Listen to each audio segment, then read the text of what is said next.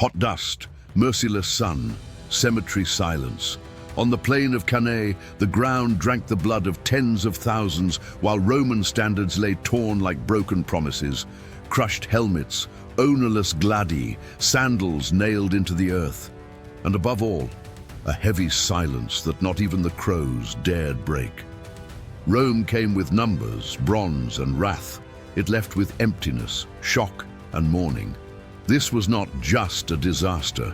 It was the cruelest strategy lesson ever delivered to an empire.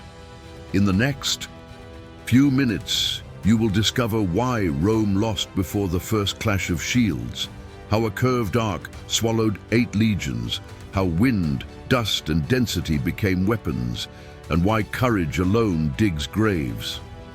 A foreigner looked at the Roman mass and saw a mistake waiting to be repeated. He did not break their center, he bent their will. Do you want to understand how strength became a trap and honor mere statistics? Before I reveal how one man turned the greatest army in the world into silence, I must ask you something. If this story has already touched you in these first seconds, do not watch as a mere spectator. Leave your like now and subscribe, because what you are about to hear is not told in books. It is preserved by those who know that history also warns the present. Be among the few who see beyond glory and understand the price of choices. August 216 BC. The Mediterranean sun scorched the dusty plains of southeastern Italy, where 2 opposing wills would collide, the proud fury of Rome and the relentless mind of Hannibal Barca. There, near the forgotten village of Cannae, the largest Roman army ever assembled, more than 80,000 men, formed a sea of shields, golden eagles, and discipline. They marched with confidence, forged by the belief that numbers and honor were enough to crush any enemy. On the other side stood not a king nor an empire, but a man, a foreigner, a Carthaginian, who brought with him wild Gauls, Numidian cavalry, and seasoned Spanish veterans. A mosaic of tongues, faiths, and scars. Hannibal did not fight for Carthage's glory. He fought for something greater, to prove that intelligence, used in the precise moment, can shatter any wall. That field had no idea it would be remembered for millennia, not as a battle, but as a planned annihilation. Even before Cannae, Hannibal's name was whispered in Rome like a faceless nightmare. He had crossed the Alps with elephants, triumphed at Trebia, crushed at Trasimene, and vanished into the mist like a spectral strategist. Yet Roman pride did not retreat, it inflamed. When the Senate authorized 8 legions, twice the usual number, it believed it commanded divine punishment. They marched not only with weapons, but with promises of vengeance. Among the ranks, veterans murmured tales of those who never returned. Many young men, poorly trained, trembled beneath newly worn armor. But the order was clear: crush the Carthaginian. Cannae was not chosen by chance. It was built like an altar. And Rome marched like an offering. Rome did not arrive divided only in formation, it arrived split in conviction. On one side, Lucius Aemilius Paulus, cautious, experienced, a man who had studied Hannibal and feared his cunning more than his spears. On the other, Gaius Terentius Varro, a tribune of the people, inflamed by the promise of crushing the enemy through sheer numbers. They alternated command daily, as if war respected calendars. One saw traps, the other saw glory.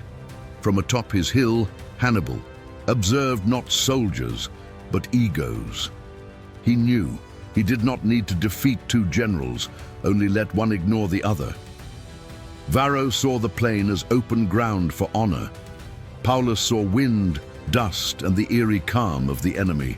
And while Rome debated with itself, Hannibal had already decided the outcome. The battle had begun before the first trumpet sounded.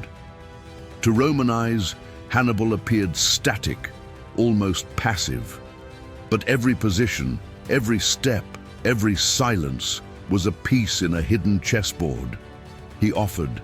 No walls, no hills. He offered space. He placed his center slightly forward, as if inviting a blow.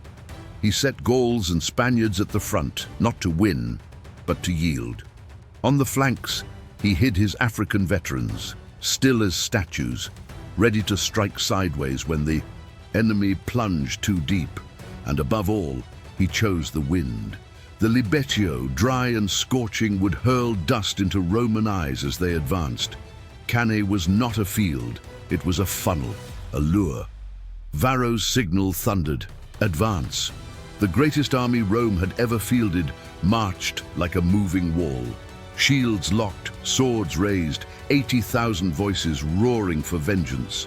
And at the front, the Carthaginian center began to fall back, not in chaos, but as if inviting them in.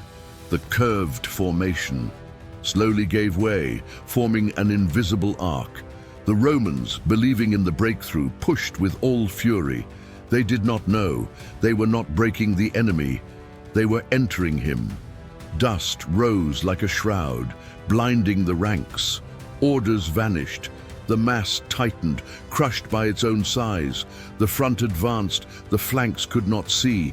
And then, in the silence between screams, error became destiny. There was no line of retreat. Each step was surrender. Rome still thought it attacked. It was already trapped.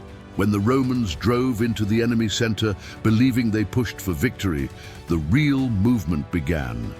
From the flanks, silent and intact until then, Hannibal's African veterans advanced like blades drawn from a sheath.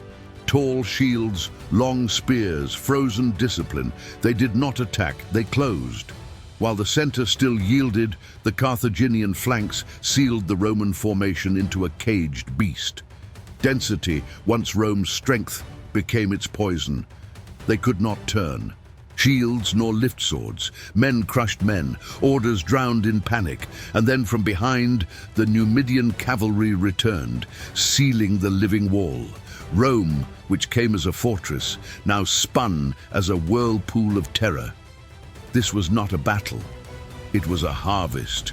There was no retreat, no surrender, only suffocation. Men died standing, crushed beneath the weight of their own comrades. Gladies slipped from hands, not from fear, but from impossibility. Some legionaries tried to climb over corpses to breathe. Others, pressed to death, died without wounds. Standards vanished into the mass as if swallowed by earth. The ground turned to mud of blood and dust. Hannibal did not order an advance, only maintained the ring. Each minute was another tightening of the rope. Rome lost 70,000 men in a single day. Consuls, generals, veterans, dreams. It was not merely a military defeat, it was a moral wound. For the first time, the Republic faced the truth. Courage does not defeat calculation. Honor does not surpass strategy. Many believed Rome would fall after Cannae, but there in its deepest abyss, it discovered its greatest strength, the ability to learn from its enemy. It abandoned impulse, reorganized legions, redefined command. Hannibal won the battle, but taught Rome never again to offer its neck. Historians would later say, Cannae was not the end, it was the forge. And the name Hannibal became not only fear, but manual. The war would never be the same, because there it was. Proven, once genius is seen, it can never be ignored. Cannae is not remembered for who won, but for what it revealed. It showed the world that destruction is not born of weakness, but of overconfidence. That the greatest trap of strength is believing it is enough. Hannibal proved an army can be crushed without being conquered, and that the mind, when sharpened, surpasses any blade. Rome, blood-soaked, did not kneel. It transformed.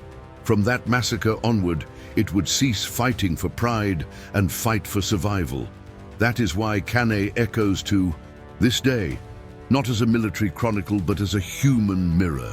For each of us, at some moment, marches certain we are invincible, without seeing the trap closing. And in that instant, the choice is made, ruin or rebirth. If this story made you see beyond the battle, then Cannae still speaks.